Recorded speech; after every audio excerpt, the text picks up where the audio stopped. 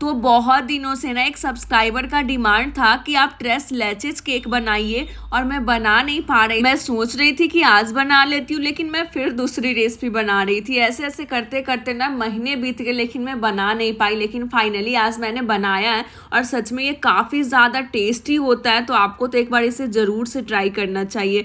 तो इसके लिए मैंने यहाँ पे आधे कप के करीब गर्म दूध में केसर के धागे और विनेगर डाल दिया है 1 टेबल स्पून के करीब। अगर विनेगर ना हो तो आप नींबू का रस का भी यूज कर सकते हो। और अब हम इसे मिक्स करके साइड में रख देंगे।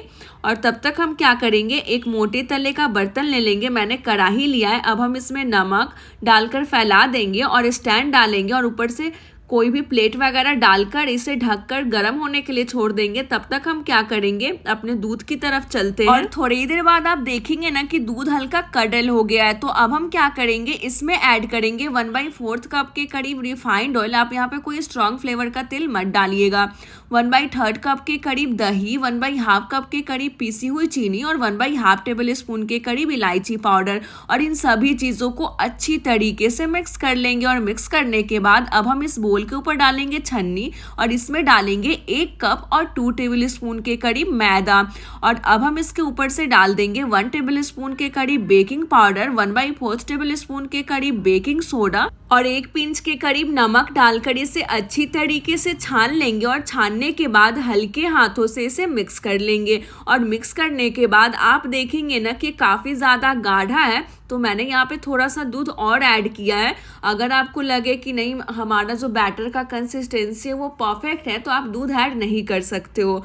तो बस अब हमारा परफेक्ट सा बैटर बनकर तैयार हो गया है। बैटर का कंसिस्टेंसी इसी तरीके से होना चाहिए। तो बस अब हम इसमें ऐड करेंगे येलो फूड कलर, और इन सभी चीज़ों को अच्छी तरीके से मिक्स कर लेंगे। ध्यान रहे कि इसे ओवर मिक्स नहीं करना है।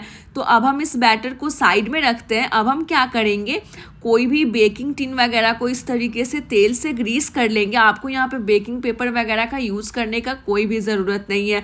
अगर आपके पास ना शीशे का जो हीट प्रूफ बोल होता है ना, उसका भी यूज़ कर सकते हो। मैंने इसी का यूज़ किया। तो हम इसमें सारा बैटर डाल देंगे।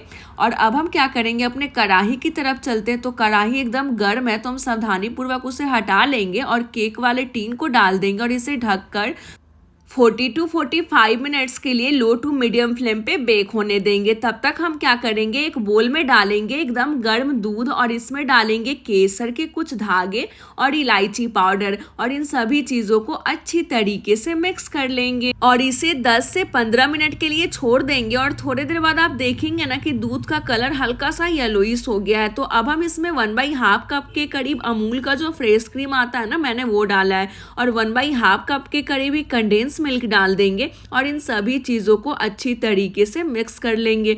और सच में इस दूध का टेस्ट ना काफ़ी ज़्यादा टेस्टी लग रहा था। मैंने टेस्ट भी किया। तो बस अब हम इस दूध को थोड़ी देर के लिए फ्रीज में डाल देंगे, ताकि ये दूध एकदम ठंडा हो जाए। अब हम क्या करेंगे, 1/2 कप के करीब एकदम ठंडा सा, मतलब चिल्ड व्हिपिंग क्रीम ले लेंगे। और ये पहले से ही मीठा है, तो हमें इसमें चीनी वगैरह डालने की कोई ज़रूरत नहीं है। और इसे एकदम स्टिफ पिक्स आने तक बीट कर लेंगे। और अब हम इसमें ना 1/2 टेबल स्पून के करीब इलायची पाउडर डालेंगे, और फिर से इसे अच्छी तरीके से बीट कर लेंगे। तो बस अब हमारा व्हिपिंग क्रीम भी अच्छी तरीके से तैयार हो गया है। तो बस अब हम चलते हैं अपने केक की तरफ। तो केक को भी रखे हुए ना 45 मिनट्स हो गए, और मैंने इसमें ना एक नुकीली चीज़ लगाकर चेक किया। तो ये काफ़ी ज़्यादा क्लीन है, मतलब केक बेक हो गया है। और जब केक हल्का सा ठंडा हो जाएगा ना, तो हम किनारे से कुछ इस तरीके से स्क्रैच कर देंगे। और इसके बाद जो कांटे वाली चम्मच होती है ना, उससे इस तरीके से फॉक करेंगे, ताकि इसमें एकदम अंदर तक दूध जाएगा। और ये केक काफ़ी ज़्यादा स्पॉन्जी बना था। और मैंने जो दूध तैयार करके रखा था ना, वो डाल देंगे इसके ऊपर से। और इसे कम से कम 15 से 20 मिनट के लिए फ्रीज में डाल देंगे, ताकि दूध अच्छी तरीके से सोख ले ये केक। वैसे आप ज़्यादा देर के लिए भी डाल सकते हो, लेकिन मैंने बहुत कम देर के लिए डाला है। और अब मैंने जो व्हिपिंग क्रीम को बीट किया है ना, उसे मैंने बस स्टार नोजल से कुछ इस तरीके से डाल दिया है। आप नॉर्मल वे भी इस पे व्हिपिंग क्रीम भी बस लगा सकते हो। और ऊपर से हम पिस्ता डाल देंगे बारीक कटा हुआ, और इसे फिर से ना आधे घंटे के लिए फ्रीज कर लेंगे। आप चाहो तो ऐसे भी खा सकते हो, लेकिन ठंडा ठंडा खाने में काफ़ी ज़्यादा अच्छा लगता है। और अब हम इसे कट कर लेंगे। और कट करने के बाद ना मुझे थोड़ा सा इसे निकालने में दिक्कत हुआ। बस फर्स्ट वाला निकालने में दिक्कत हुआ था, और सेकेंड वाला तो काफ़ी ईजिली निकल गया। गया। और अब हम इसे ना एक प्लेट में सर्व करेंगे और किनारे से वही वाला दूध डाल देंगे और सच में ये काफी ज्यादा टेस्टी बना था।